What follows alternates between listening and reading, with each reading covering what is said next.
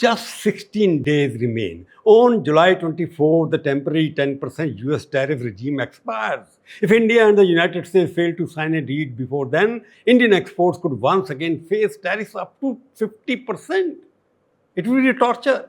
Despite months of negotiation, repeated announcements, and claims that the deal is almost done, there is still no agreement on the site. The question is, what is holding it back? Who is holding it back? Trump or India? My question number one is, why is there still no deal? Why hasn't the agreement been signed between Mr. Piyush Goyal and his counterpart in America? Because both the governments are protecting their core political interests, and generally they should. Washington wants India to open its agriculture market, reduce tariffs, remove the digital services tax, and allow greater access for American products. India's position is equally firm. The Modi government has made it clear that Indian farmers will not be sacrificed in any trade negotiation.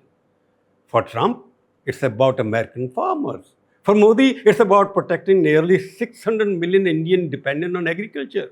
It's a genuine concern.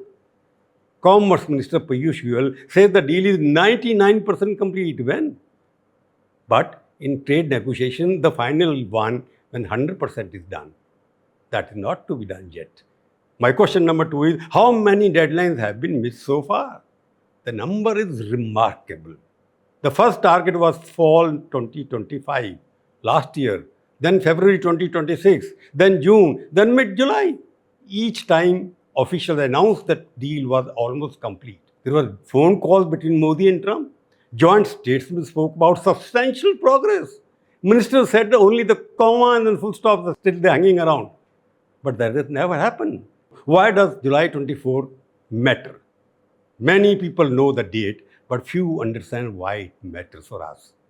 After concerns over India's tariffs and purchase of Russian oil, the US imposed an effective 50% tariff on Indian goods.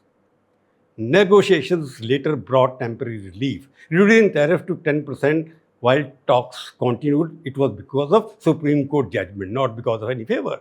The temporary arrangement expires on 24 July. Three possibilities now exist for us. If a deal is signed, Indian exports may face tariffs of around 18%, giving India an advantage over competitors like Vietnam, Bangladesh, and even China. That is one of the arguments which is being used by pro-government associations. If the negotiation continues, Trump could extend the deadline.